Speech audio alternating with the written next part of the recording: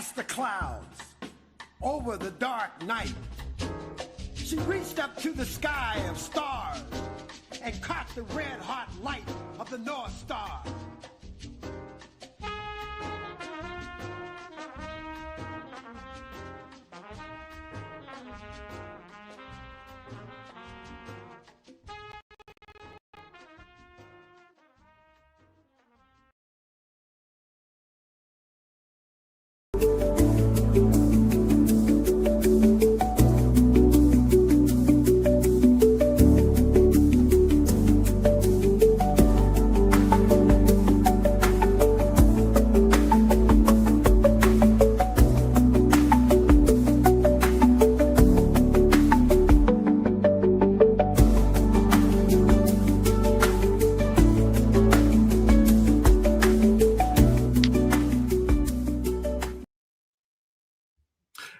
Greetings and welcome back. I hope everyone had a wonderful, wonderful weekend.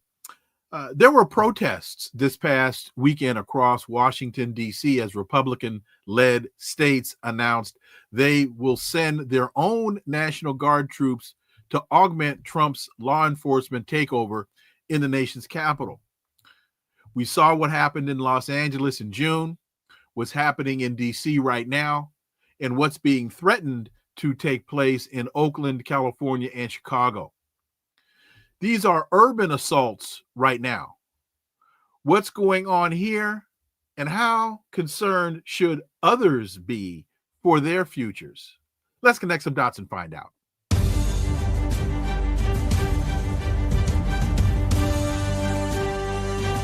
Connecting the Dots with Dr. Wilmer Leon, where the analysis of politics, culture, and history converge. Welcome to the Connecting the Dots podcast with Dr. Wilmer Leon, and I am Wilmer Leon. With each show, my guests and I provide insight and analysis into current events and the broader historical context in which most of these events take place. I want to quickly touch on one recent headline. In response to what I call Friday's fiasco in Anchorage with President Trump and President Putin, Trump is now meeting with Ukraine President Zelensky at the White House alongside European and NATO leaders. Trump said on July 14th he would implement severe tariffs on Russia unless a peace deal was reached by early September. He gave Putin 50 days. Then, about 2 weeks later, Trump says he's only going to give Putin 10 to 12 days to reach a peace deal. And in response to that, what did Russia do? Fired a barrage of more than 300 drones, 4 cruise missiles, and 3 ballistic missiles into Ukraine. Putin and Trump met in Alaska this past Friday. Trump told us this meeting would result in a ceasefire. Then it became a listening session. I have no idea what Putin and Trump agreed to on Friday, but I don't think it bodes very well for the EU and NATO. I've told you all from the beginning, Russia does not bluff, Russia does not blink, Russia does not scare. And to that point, according to multiple news sources, including NBC News and the New York Times, today, Russia launched attacks involving missiles and drones into Ukraine. These attacks have targeted multiple regions, including the capital city of Kyiv, and have resulted in casualties and damage to civilian infrastructure. Doesn't sound to me that any understanding, let alone an agreement, was reached on Friday, other than Putin saying to Trump, nothing has changed. If you want this to end, surrender.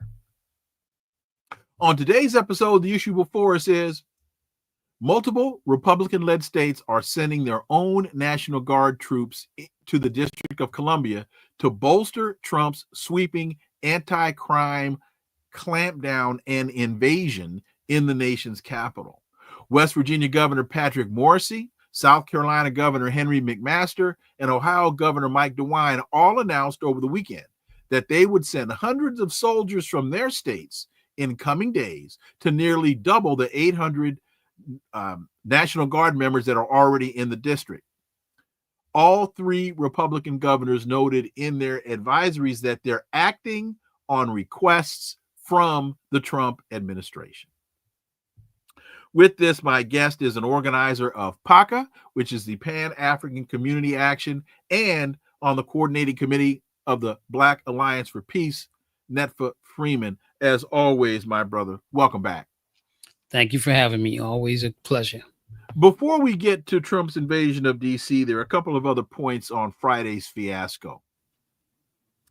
The disinformation campaign around this meeting, to me, is amazing. It's not surprising, but it's still amazing. First, they say Putin requested the meeting. But then when you listen to the statements made by Vladimir Putin after the meeting, he stated very clearly he was invited. He didn't request the meeting. Donald Trump invited him to Russia, to Alaska. And then they're now saying, and this is to me just utterly insane, Putin needed the meeting to elevate his image on the world stage. In my opinion, the only people that would say something that ridiculous must not know who Vladimir Putin is and must not know where Russia is. Netfa. Well, clearly this is one of those situations where, you know, the Trump himself, he wants to be the peacemaker. He wants to solve this issue and show the Democratic Party, you know, he handled it better or something like that.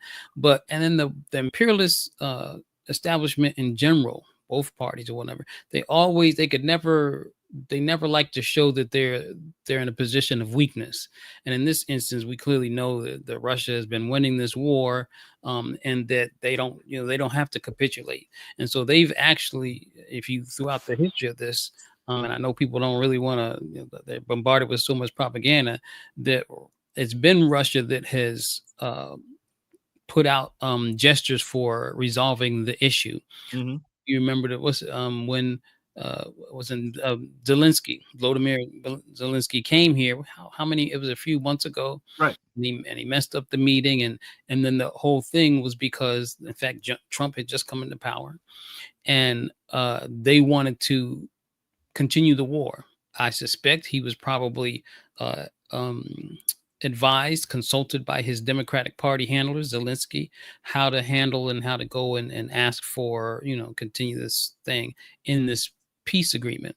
But that got botched, and he was sent home, you know, like very, I mean, that was kind of very embarrassing. But now Trump has still wanted to, you know, be successful and having a peace deal, and not really capable of thinking about who he's dealing with. I won't say he was not capable of thinking about it, because you don't see Trump doing the bravado, you know, the bravado, the stuff that he does with any other leaders, and how he's been disrespecting all kind of, especially the ones on the African continent, all over the place. And he doesn't treat Putin that Vladimir Putin that way. So, and you can see it's much more a situation of equals. And we all know when you talk about negotiations, you want to negotiate from a position of strength. But the U.S. has no strength; they have no cards to play in this. So all he can do is really real attempt to negotiate this. And in fact, that's why we saw that Zelensky wasn't even part of this. This conversation. And then Trump had, if I kind of remember, his demeanor seemed sort of it was much more subdued than what we normally see Trump doing coming out of the meeting with Putin. And then he was like, well, again, I'll go back and I'll talk to the European, you know, the EU, NATO members and talk to Zelensky, I guess. I remember him saying, I guess he had that look on his face. That was interesting. It was a Trump that you didn't normally see.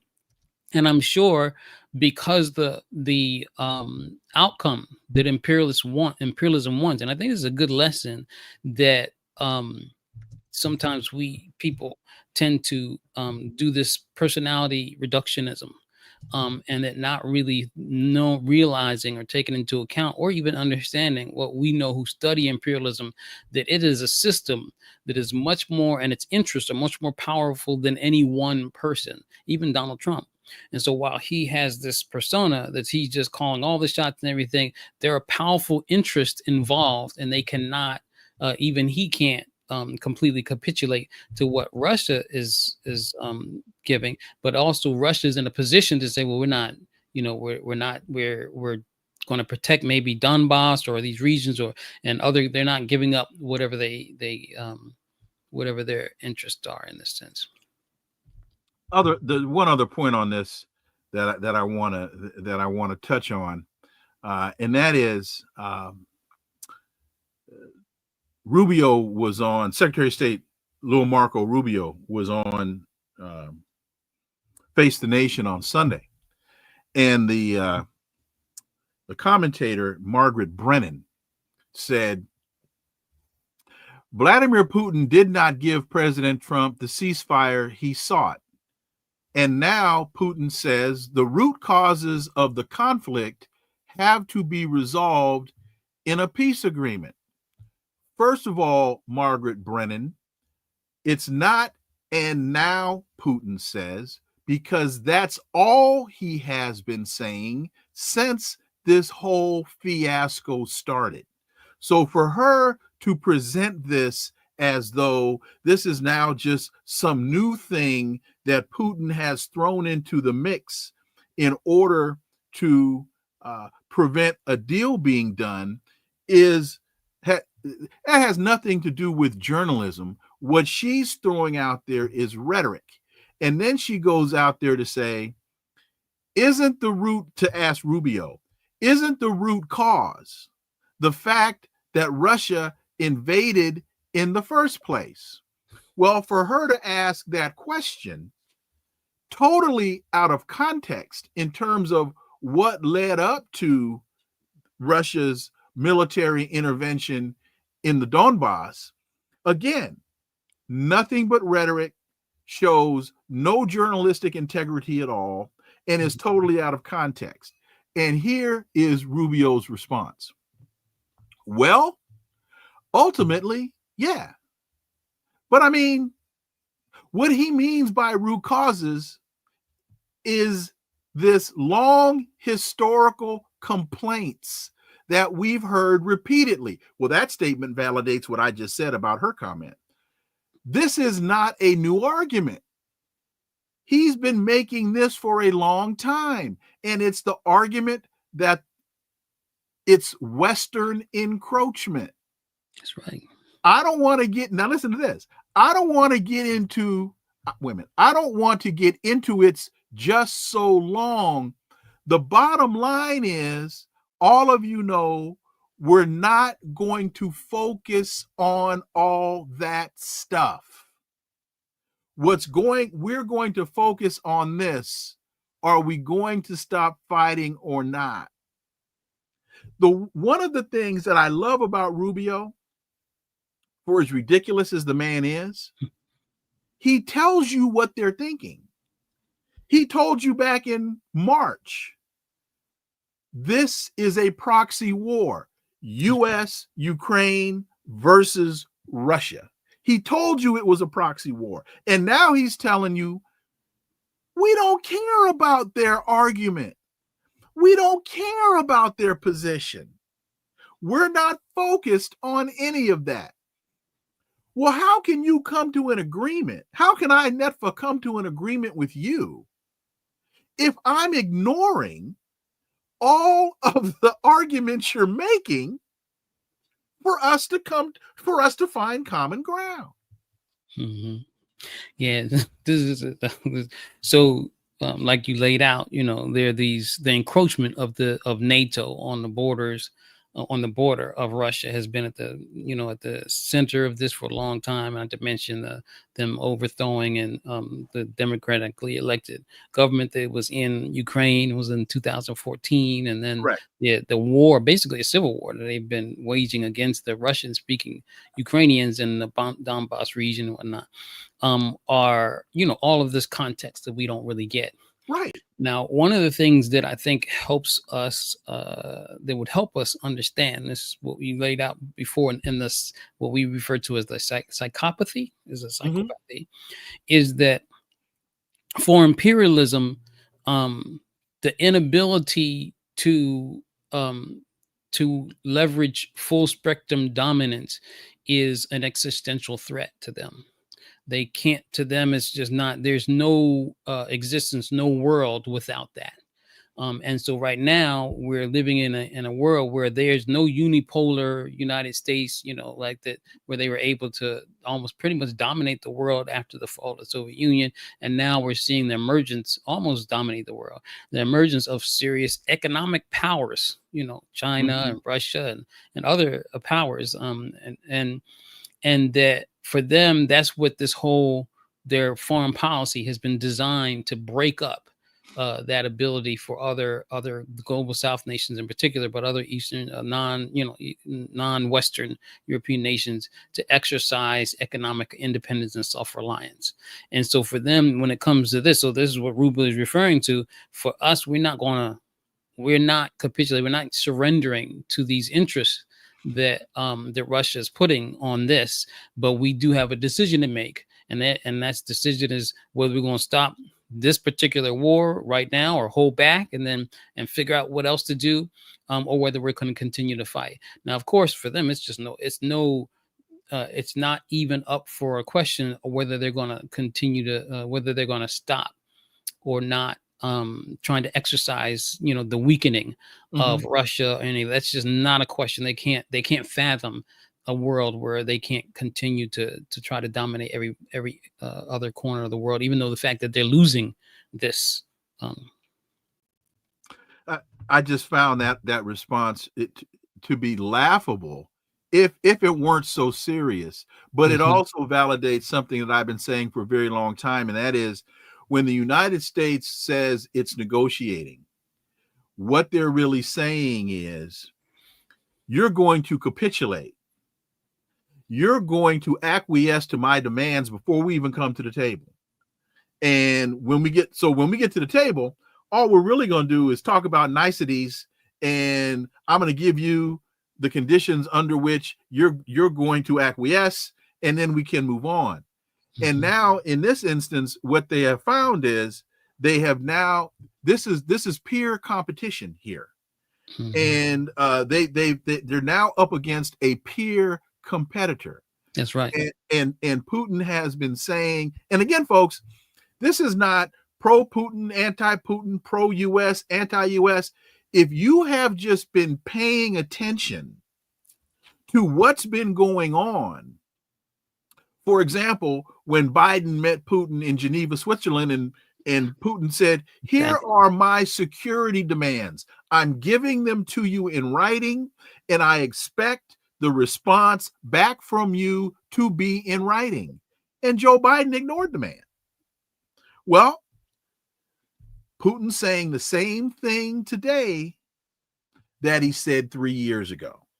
And so for Rubio to say, oh, we know all that. We ain't listening to none of that. Exactly. Well, then you're just gonna keep getting your hind parts whooped. Right. That's okay. Yeah. Go ahead. No, go ahead. So yeah, and I don't know how to say it. Sometimes to make you feel, you got to be so careful. So yeah, they're gonna, but for them, the hind part, they don't, because this is what proxy wars do. They absolve them from having to have direct, what you call it, the direct to feel the consequences directly. That's why there's proxy, so they can get their hind parts with it. But it's really the people of Ukraine and Russia and all those who are caught up into this, who end up having to bear the brunt of this. And then there's something you were saying that made me also think in terms of when they do a retreat, or when they try to go, like for example, when they seem to accept an agreement like the Minsk accord, that that's not really everything they want. That's really just buying them time to figure out how to do something else. And this is what this war is about, remember? And so and then wasn't it was Angela Merkel, whoever came out, and Angela Merkel, the chancellor, former chancellor of Germany, came out and said, oh, during those negotiations, we were lying. Right.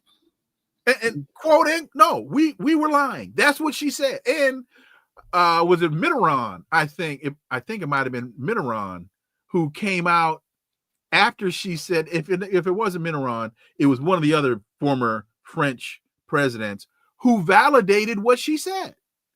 He said the same thing. Oh no, we weren't serious about that. Right. But that never gets entered into the analysis that you're hearing right now about why they can't come to an agreement. Because Putin understands. Y'all lied to me. Y'all lied to me in Minsk 1. You lied to me in Minsk 2. And then you lied to me when they met in Turkey. And so he's saying the Istanbul, he's saying 3 times? Right. No. Well, I mean, yeah. No. Call me 3 times. Shame on me. Like, you know, all right. And then just one last point on this, like back to something I said. This also demonstrates, I think, is a very important point, the limitations of the seemingly all-powerful Trump, because he can't deliver the things that the United States, that Russia wants from the United States. There are other forces at play here, and so even though he would like to be this peacemaker, he can't. You know, it's just what imperialism wants, and he has to deal with that. So now let's move to PACA, and you are here today representing PACA, and PACA has a program entitled Hands Off DC, Community Control of Public Safety.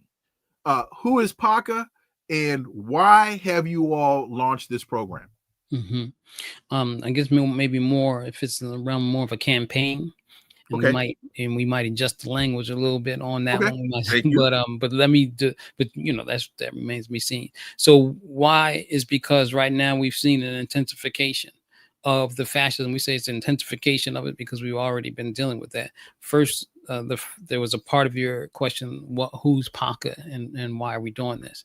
So PACA, Pan-African Community Action, is a DC-based Pan-African, I would say revolutionary Pan-African organizations working and organizing for community-based power. We see ourselves as part of the global movement for Pan-Africanism, for one united Africa, and actually also the unity of all African people wherever we are in the world, all people.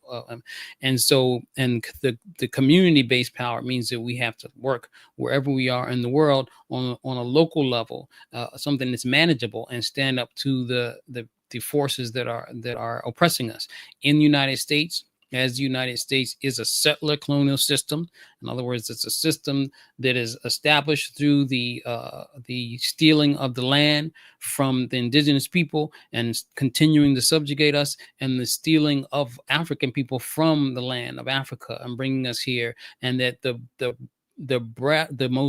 broadest swaths or most of us are subjected to this continued white supremacist capitalist patriarchal system, and that some of us, we can reach positions of some kind of power or maybe comfort, and that's a class, and that's what we call, especially if you're working for the government and trying to establish this, the comprador class.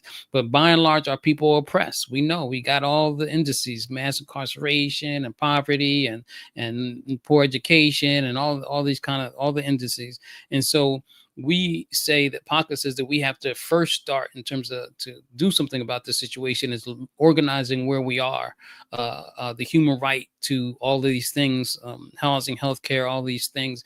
And we have to organize ourselves to do it independent of the system that is not providing it for us, and basically is subjecting us to be really nothing but to serve the wants and needs of the system of the ruling class.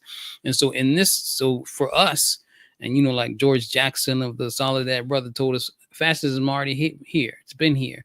And so now people are talking about fascism. We're not saying there isn't an intensification of something, and that there's what maybe be considered neo-fascism. Right now, after what you just mentioned in the opening of the show about the deployment of federal agents and beefing up with the local police here, it's a federal takeover of Washington, D.C., but it's framed under, basically a colonial occupation disguised as a public safety measure. And, all these things that Donald Trump is saying about it being awash with crime and violence and them having to do this like a state of emergency. But there's also local complicity in it, in the sense that while it can appear that the local DC government and even are seem to be opposed and against what Trump is doing, they they are actually capitulating and cooperating with it, despite all the gesture, the posturing, and even despite like the lawsuit where the federal government came and wanted to take over the DC police, and they fought that. But these things should not, these struggles shouldn't mean what some people think they mean to an occupied, to a decolonized people. It means that so we're actually supposed to think that one colonizer is better than the other. All of them believe in criminalizing poverty. All of them are about the taking out of the homeless encampments and leveling crime bills and all this kind of criminalizing things that have them round us up and put us in jail. In fact, before Trump even came into office, the local government had passed an omnibus crime bill, and that they was criminalizing a whole bunch of things, had drug-free zones and tightened fare evasion laws and mandatory minimum sentencings and all kind of things like that, that it was trying to intensify. So this is they're on the same path.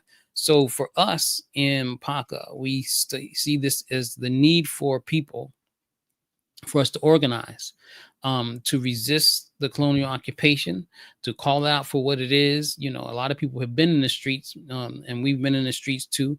And one of the things, but we have a different set of demands maybe than other people, but and some people are taking the route of thinking, maybe believing and pushing for DC statehood, because DC doesn't have statehood. It's not part of a state. It has these home rule and different things that put the Congress and the federal government having control over DC, where other states don't have that. They have some statehood and autonomy. But for us, we know that that's not going to solve this problem. It hasn't solved it in places that are like jurisdictions, like in Baltimore, that's part of a state that has statehood, Maryland or Philadelphia and Pennsylvania, Los Angeles and California, where our people are suffering, and they're about to also experience this same intensification of the dispatching of the deployment of the troops. They're all troops, police, whatever they are. It's just, same thing. Dispatching of the troops in their communities and then cracking down on people, rounding people up. And then we don't want to forget to mention also the deportations of our people, the family, human family that's just here, just trying to survive and whatnot. And that's why the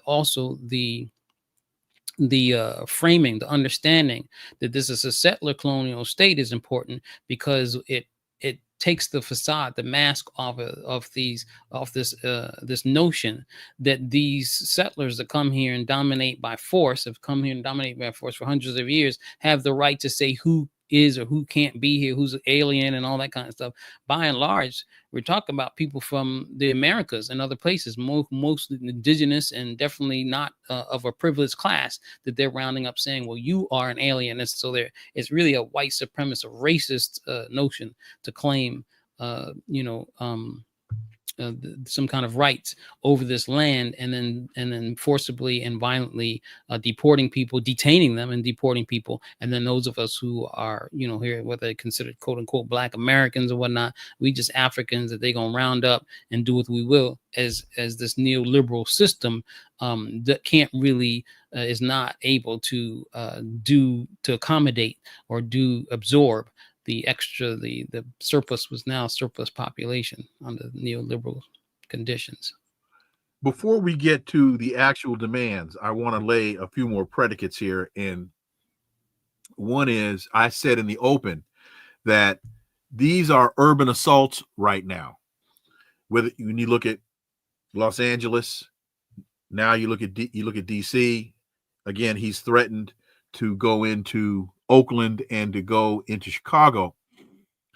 So look at what's going on here, and how concerned should others be for their futures, because I see this as a test run for martial law, so that the urban centers are the test bed. But at some point, white Americans are going to get just as frustrated as everybody else for paying too much for a loaf of bread, a 6-pack of beer, and and a box of Cheerios. They're going to become focused on resistance or blowback as everybody else is. So how concerned should others be? Because there are many who will just look at this and say, hey, what's happening in DC is not my problem because I live in Des Moines. Mm-hmm. Well, there's some people also in DC that are thinking that when this is over, after this administration, when things quote unquote can go back to normal, we're hearing that language, you know, and so both the points, like what you're seeing, everyone everywhere should be concerned, and we've been sounding this alarm for some time, and that like you said, these are the hallmarks of a system. Remember the late Glenn Ford of the Black Agenda Report used to use the term the race to the bottom. You know? So we're living in a system, an economic and political system, really, that is trying to squeeze every ounce of, you know, the exploitation of labor, the exploitation and the domination of all corners of the planet, and to the point where there is no more. And so when you're doing things like, so it's an unsustainable system. And so some of the very people that they're expecting to, you know, the consumerism and whatnot wants to keep people buying and spending on things. These people don't have anything, you know, people don't have anything because of this.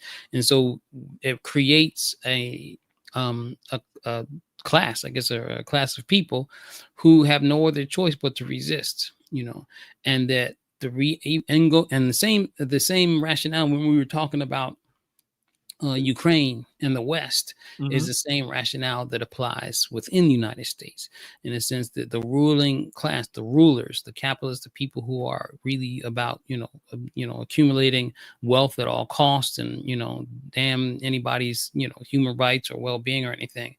They can't imagine a world where that's not the case. They can't imagine a world where things have to be more evenly distributed and the well-being and people are before profit.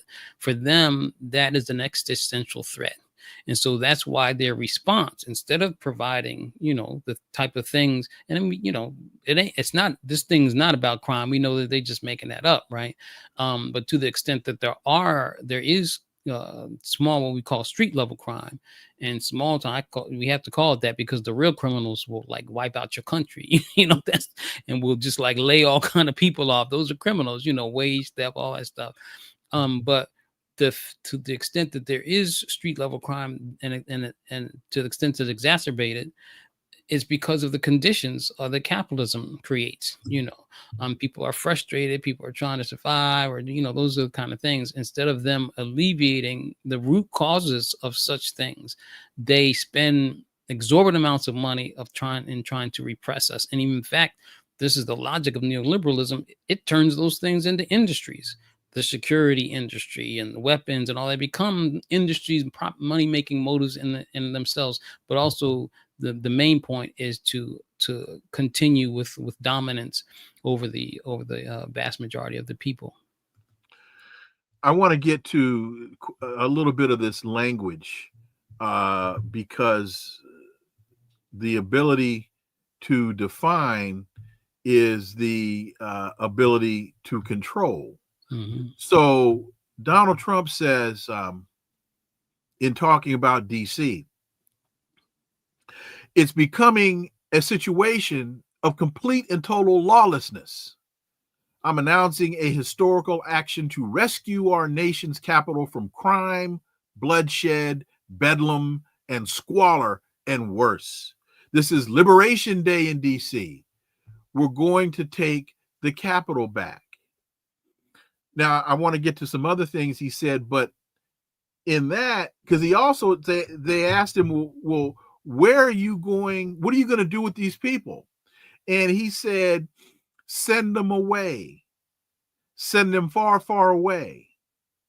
Well, when you talk about that and taking the Capitol back, and the guy that's making those comments has a basis in real estate development, that sounds to me like gentrification. Yeah. Netfa. That's exactly what it is. It's a very dangerous situation. And we're talking, obviously, this means that they intend to create a whole bunch of prisons and whatnot. And even the talk, send them far, far away, sound like some black site stuff. You're gonna create something, you know what I mean? Alligator Alley in Florida. Exactly. Yeah, like that. And so, this the logic, again of the colonizer is what was I can't remember the name of the Safe and Beautiful, the Safe and Beautiful Act or something that's supposed to be on Washington, D.C. So when you think about it, and especially what the rhetoric that he's saying around the Safe and Beautiful Act, that means all of, people who are the undesirables, that's cleaning it up. This is colonizer language. It ain't start with Trump. This is colonizer language, Well, hang on. So let me go to that language. Police officers would be unhinged in their treatment of criminals and likely dissenters. So now when you talk about dissenters, now you're talking about the First Amendment. They'll be able to do whatever they want. You spit, we hit. Crime, savagery, filth, and scum will disappear. That sounds like Mein Kampf. That's right. And Hitler talking about vermin, talking about Jews as we have to exterminate the vermin. Yeah, that's what we're seeing. And so, and then other people have been warning about this. Some people are saying that and there's been some slight not differences on maybe the analysis, but no one underestimated. I don't think anyone underestimated what Trump would do, and the fact that this Trump administration, I hate to reduce it to just one person, because it's a whole like a little class of folks that want to return things back. That's why we call them reactionaries. The definition of reactionaries, who want to hold on to the present or the past, despite that we live in a world that's constantly evolving toward a future. And they even want to go even back to the past. But this means that there's no reforming ourselves out of this, and that the powers, the other side of this, the political spectrum of really what is the enemies of humanity, the enemies of collective humanity, the Democratic Party, are capitulating to this. They're cooperating with it. We've been in the streets. We were in the street. We did a demonstration of our own. PACA did, and other people have too. And that all of the police, there was a lot of police out there. Ours was on 13th and 13th and I Street, in between I and K and Franklin Square. They were all MPD. They were all DC cops. This was on Thursday. This was before any takeover or anything. They've even said, even Mayor Bowser and also Pamela Smith, the chief, in fact, Pamela Smith even actually commended the Trump administration for the roundups and arrests and things like that before the and then while Bowser always saying, well, we're going to cooperate and all that kind of stuff, even though she might say stuff that sounds like she's questioning things, or I think she put out a social media tweet saying it's authoritarian moves or something like that. But we got to be careful about the rhetoric coming from this side, because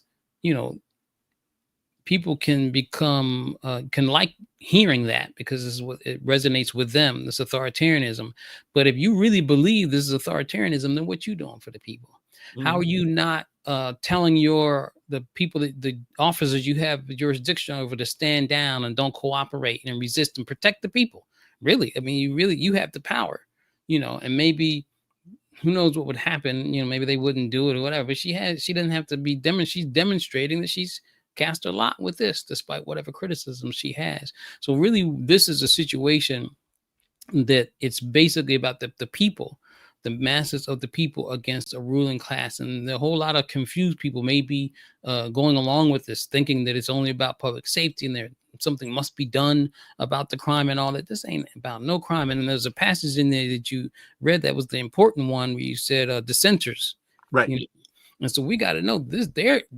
This is all also about being prepared to deal with organized resistance. Correct. People who are organized and who actually can see it clearly. And even if you just see it where you're just because some people have different analysis and perspectives on this. Some people, if you're even saying, well, we need to have statehood or whatever, I'm just picking that one out, and versus us who said, well, we need community control. We need to have, and actually, eventually, we need to have a socialism that takes the care of the needs of the people, puts that first, Mhm. and redistributes things and have that. I mean, of course, they're trying to make that a dangerous thing to say. So if something happened to me after I get off your show, you'll neck. But we have to be able to put some things, we just have to speak, otherwise we'll never see him. And then we just allow, and help to legitimize things. I think when we, so anyway, that's the thing, is that we have to actually,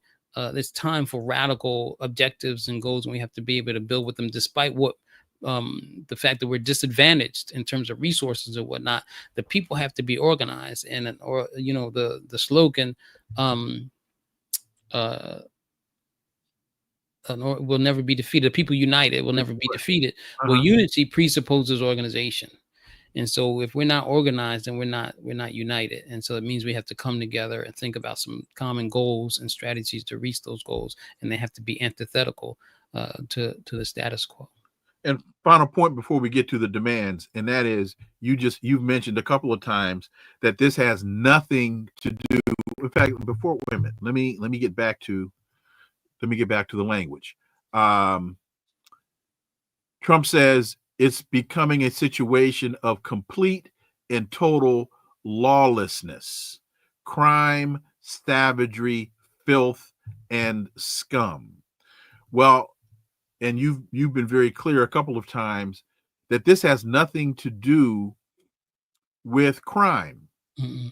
And to that, I will add, and I think we talked about this on the show last week, there's a area in Philadelphia called Kensington. And Kensington has, I think, the largest open air drug market in the country. And it's been that way for over 20 years. If you want the best heroin in the United States, you go to Kensington. If you want fentanyl, you go to Kensington. And this has, in fact,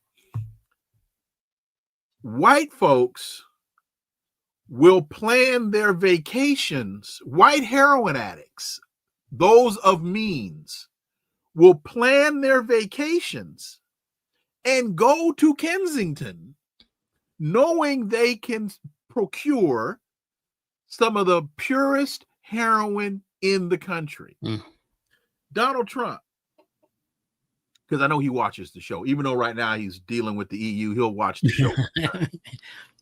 If you're truly concerned about crime and the peripheral elements that are involved in this, because we know if you're down there shooting heroin, there are prostitutes walking around. There are all kinds of things going on.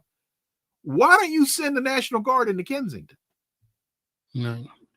That would be my question to him. Why are you dealing with DC and not? And I'd venture to guess it's because the interests of those who are backing that element of the drug trade in Kensington, they don't look like us. Mm-mm. They look like him. So Right. with that, I don't know if you want to respond to any of that, and then we'll get into the demands of PACA. Well, the only thing I want to is the what this is about, even if it's not about anyone committing breaking any so-called laws or anything, it's about containment and control, of the movement and all. And now there's because of the policies and the economic plans for gentrification and whatnot, people are being displaced. They just want to displace people, and this is causing a situation where what are you going to do with the people who displaced and who are dissatisfied with happening? So this is the colonizers about containment and control. And it's interesting you saw it when he talks about lawlessness. Laws don't mean anything to these people. DC has a law, doesn't even mean anything to the mayor about, I'm talking including the mayor and the city government here. There's a sanctuary city law here. Yeah. Where they're not supposed to be cooperating with the ICE immigration customs enforcement officers or any kind of immigration officer. You got people running around here snatching people up. It's not even just DC. This is all over the country. But here there's a sanctuary city law, the sanctuary law. It's law. And they're breaking that law, and then they're both the federal government and the local government is complicit, is guilty of doing these kind of things. So when they talk about law, one, they break their own law, and so it's about power. So, hands off DC, community control of public safety. In light of the federal takeover, Pan-African Community Action, or PACA, is making the following demands. What is the first demand, and why is it significant? Mm-hmm. So, and then also we want to highlight the statement, because PACA is a member of the Black Alliance for Peace. Mm-hmm. We're both formations over this and all over this in terms of what's happening. The first demand that PACA has in this campaign that we have, a mini campaign, if you will, is a DC City Council and Mayor Bowser end cooperation with Trump's takeover. I think, it's clear that they're posturing, that like they're against it. You have a lot of people who are protesting in the street for kind of certain things like, against the thing with take the federal government, the injunction, and trying to take over control over the DC police, and saying, oh, well, Pamela Smith lose her job and all. That's not the issues. We want to make it completely clear that this is not really a democracy. This is a colonial occupation. And the way to make that clear is to call for a demand that exposes, that they're not for the people, and your cooperation with the Trump administration. Don't just talk about it. Don't just act like it, you're about it. Do it. And then if, in that, the people will see it clearly based on what you do. The second one is wait a minute. And just quickly to that point, in MW 70, I believe the DC mayor actually visited Mar-a-Lago. You are correct. And that's right. We can and I think because right after she came back, she painted over Black Lives Matter Square. All we've seen from her since her hiatus to Mar-a-Lago is complicity and acquiescence. Mm-hmm. All right. And then so there's that demand. Secondhand, hands off all homeless encampments. Of course, human beings should be priority. Oh, this one was cut off. It's hands off all homeless encampments and reallocate the stadium funding to housing and healthcare and other human needs. Now, there people may or may not know that this city has $100 something million stadium in the works, sports stadium, mm-hmm. That no one, the people of the city didn't have any decision-making power on it. And they're, a whole lot of public relations fanfares going into this stadium and whipping people up. Oh, we're going to have a new stadium. But yet there's homelessness. There's people without health care. They've shrunken the Medicaid. There's a service here called the Alliance, DC Healthcare Alliance, mm-hmm. is something that's supposed to help people who aren't eligible for healthcare. For Medicaid, and it's a city funded thing. They've reduced the ability for people to be eligible for that. This is all happening while they're spending all this money. Not only spending all this money on the stadium, they actually plan to clear out homelessness. Clear out the encampments of people who don't have housing. So it shows you the priorities there, the priorities of capitalism and neoliberalism. And so this is one of our demands: hands off all homeless encampments, and then take the money from the stadium and solve that problem if you're really concerned about it. And don't treat people like animals. The next one is, and I'm looking at a draft one, so you might have to, if I'm saying the words wrong, you might tell you got the more accurate copy there. Protect DC youth from police, from the police. I think hands off Black DC youth. And so we've seen not only in Trump's rhetoric, but even what's happening in the city with the increase of police presence and whatnot. And then it's actually a follow-up really of what happened before Trump, because we had drug-free zones here, so-called drug-free zones where people aren't supposed to gather and whatnot. And this is a targeting of our youth.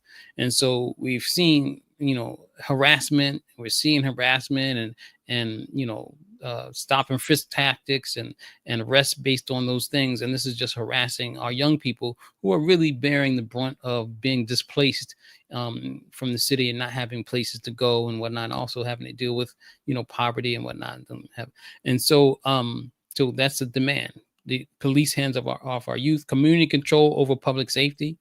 And when we say community control over public safety, we want to be clear that we're not talking about something like the state creates some sort of arm of the state that works and has some sort of organized select group of people from the community, like they do, like with community policing, where people, that's what they call it, community policing, or a community review board, and all these kind of things.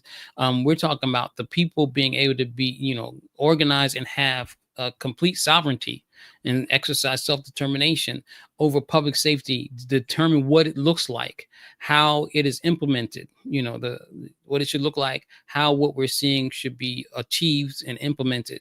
And that means that our people have to be organized for it, and that the demand is mostly a call than it is a demand. But we would demand that you don't touch our stuff when we organize, and we don't need your cops come in our community, respect us, say we got this. We have a public safety situation of force, or whatever you want to call it, policies that we are implementing, and we don't need your MPD.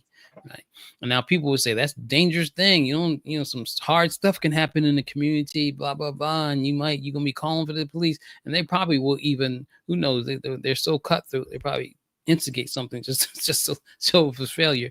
But if the people of the global South, can organize and stand up to imperialism and their neocolonial governments and try to form their own, what we call autonomous zones, then that's something we need to try to figure out to do. And there's only one solution to being a colonized people and oppressed people on colonization, and that's decolonization. And so, there's no community control of public safety is a step to saying, just separating ourselves from any kind of dependence on the oppressor. And then the last one is, this is not right. It's framed differently. What's the it's about ICE. Remove ICE from DC and create an unwavering sanctuary for the migrant diaspora. Right. And so remove ICE out of DC. That's immigration custom enforcement. That's what, and it's supposed to be a sanctuary city, so they're not supposed to be here, and they're not supposed to have cooperation. So we're calling for that. And then also basically a hands off the migrant diaspora. They should have unconditional sanctuary. It doesn't matter all this old talk about people. I mean, they want to equate everything to crime. Even people who are, they even will equate people fare evasion to some kind of way, not crime, public safety, making people unsafe and somehow. So we're saying this is a people-centered demand that is not rooted in and doesn't recognize the borders of the Western, the Western created borders of the United States. We don't recognize those borders, and in fact, so anyone should be able to come here, have sanctuary, and then where we are organizing in DC, we're calling for that to be exercised here. And how is the campaign manifesting itself? Well, we had to be honest. We've been focusing on something else. We had another campaign around healthcare, People's Pan-African Wellness Front, which is another, and so we had to shift gears when we realized how this was gearing up, and we knew obviously that this was happening because the writing was on the wall. But we had to shift gears. So how it's shaping up is more is to remain to be seen. But we had our first action, a call to action last week on Thursday. We had a number of organizations did this action with us. I'm going to miss them if I try to Malcolm X Grassroots Movement, Black Alliance for Peace, DC Citywide Alliance, Diaspora Palante, Palestinian Youth Movement. I'm going to miss some. Let me shift because we're up against the clock. Oh. And so I want to be sure that when the issues and the maladies that are manifesting themselves not only in DC, but in cities across the country. And then Donald Trump decides, well, I'm going to federalize the police force and blah, blah, blah. You're dealing with the results and outcomes of other policies, right, not dealing with the root causes. So he wants to dramatically cut the federal workforce. Crime is a result primarily of poverty. right. And so you cut the federal workforce in a city whose primary employer is the federal government. You've taken away jobs. Right. We look at homelessness. Well, Ronald Reagan, with the deinstitutionalization of mental health, that's one of the reasons why we have people walking the streets, living under bridges, living in tents, in need of medical care, mental care. What we're seeing, and because I say to folks all the time, Donald Trump is not the causation, he's the culmination. Mm-hmm. Yeah, that's a good way to put it. Can I steal that one? that you are more than welcome to, because so much of what he is responding or reacting to now comes from policies before he was ever in office. That's right. And that crosses party lines. Mm-hmm. I mean, Barack Obama was known as what? The deporter in chief. Donald Trump wasn't the one that just woke up one day and said, we're going to get rid of all these Mexicans. Barack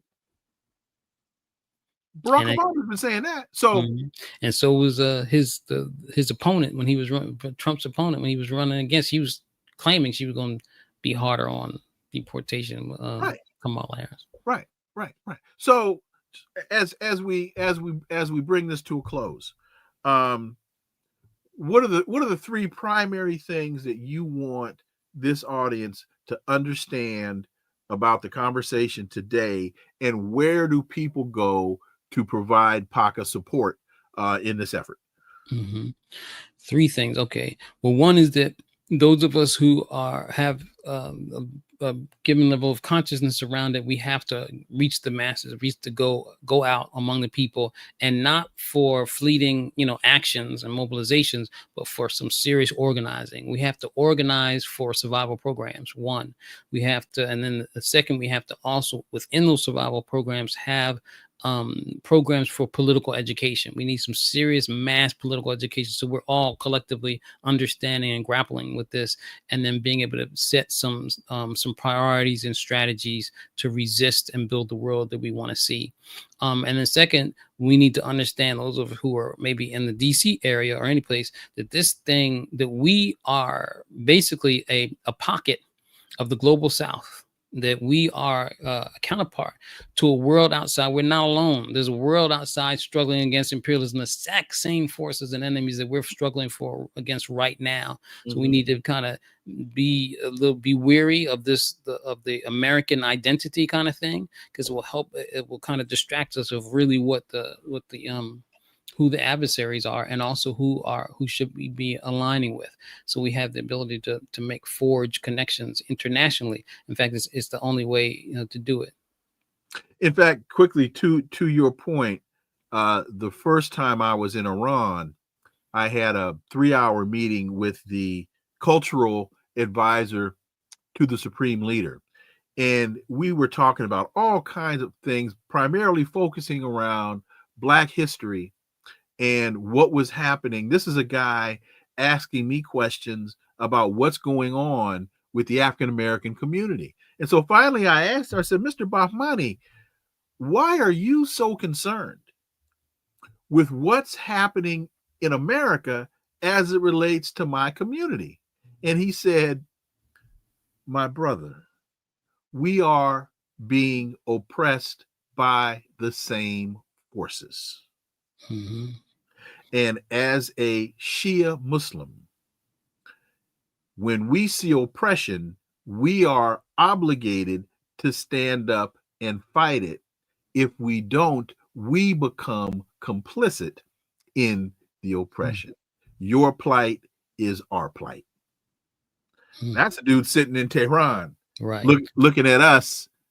And final point, to that point, I'm drawing a blank on the Hezbollah leader that was eventually just recently assassinated. But about 2 years ago, there was they had tried to get him once before, and they sent a missile through his apartment. Right. I'm just drawing a blank on the brother's name, and so MSNBC went in to interview him, sitting in his apartment. Again, big hole in the wall, missile came through. He's sitting on the couch, and in the corner, on the floor, is a framed picture of George Floyd, showing the synergy between the Palestinian struggle and the struggle here in the United States. Right. And too many of us will say, why should we be concerned about that? That has nothing to do with us. Oh, how wrong you are. Right. Netfa. It serves the purpose of the enemy. I always say, I mean, I could make this short because it's something I always say is that these forces don't want us to connect, and they don't want us to identify internationally, because real internationalism is the Achilles heel of the oppressor. That's why we saw, like, Malcolm X get assassinated and Martin Luther King. Whenever we see a formation or individual broaden out with the international scope and what they're doing, then that's when they get nervous. And so it should not scare us. It should tell us what we should be doing. Yahya Sinwar is who I said Hezbollah. It was actually Hamas, and it was Yahya Sinwar who was the Hamas leader who was interviewed. My brother Netfa Freeman. So where do people go if they want to help? The best thing is our social media at PACA DMV, as in DC, Maryland, Virginia, at PACA DMV on all the social media platforms. Our website, we do that at pacapower.org is our website, but I'm not sure. We might be having some issues with our website where they can, submit a form or something. You can try it, but that's our website, PACA. Okay. All right. Well, again, brother, greatly appreciate it. Thank you so much for joining me today. Thank you. Folks, thank you all so much for listening to the Connecting the Dots podcast with me. You can also check out the scroll at the bottom. The places to contact PACA are scrolling at the bottom. And thank you all for listening to the Connecting the Dots podcast with me, Dr. Wilmer Leon. New episode tomorrow. Dr. Jack Rasmus is going to join us tomorrow. And we always have a great conversation with Dr. Jack.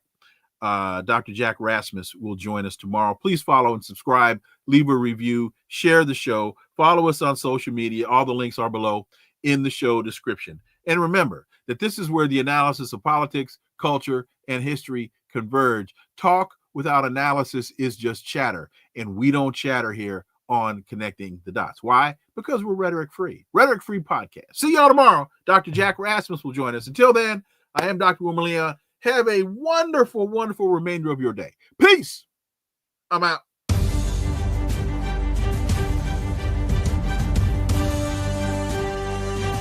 Connecting the Dots with Dr. Wilmer Leon, where the analysis of politics, culture, and history converge.